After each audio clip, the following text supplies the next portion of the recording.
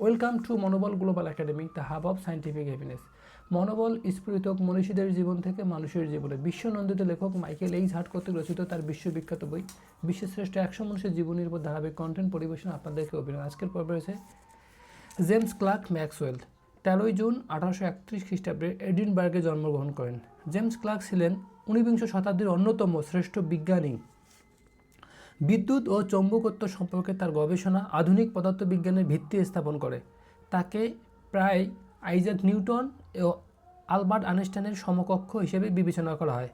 তিনি অল্প বয়সেই গণিতে অসাধারণ মেধার পরিচয় দেন। পরবর্তীতে তিনি ইউনিভার্সিটি অফ ক্যামব্রিজে অধ্যাপনা করেন এবং সেখানে তার গবেষণা কার্যক্রম পরিচালনা করেন।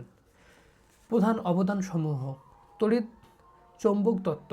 ম্যাক্সওয়েল 4টি বিখ্যাত সমীকরণের মাধ্যমে প্রমাণ করেন যে বিদ্যুৎ ও চৌম্বকত্ব একই শক্তির দুটি রূপ।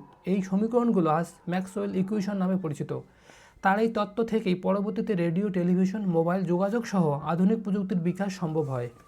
আলোর প্রকৃতি। তিনি দেখান যে আলো একটি তড়িৎচৌম্বক তরঙ্গ। এটি ছিল বৈজ্ঞানিক ইতিহাসের এক যুগান্তকারী আবিষ্কার। গ্যাসের গতিতত্ত্ব। গ্যাস অণুর গতি ও বণ্টন নিয়ে তার গবেষণা আধুনিক তাপগতিবিদ্যার ভিত্তি স্থাপন করে। জীবন থেকে শিক্ষা। গভীর কৌতূহল ও অনুসন্ধিৎসু মানুষকে মহৎ করে তোলে। তত্ত্ব এবং কল্পনা ভবিষ্যৎ প্রযুক্তির পথ খুলে দেয়। একজন বিজ্ঞানীর কাজ তার মৃত্যুর পরও যুগের পর যুগ মানব সভ্যতাকে এগিয়ে নেয়। 48 বছর বয়সে তিনি মৃত্যুবরণ করেন 4 নভেম্বর 1879 সালে ইউকেতে। তার আবিষ্কার বিশ্বকে নতুন দিগন্ত দেখিয়েছে।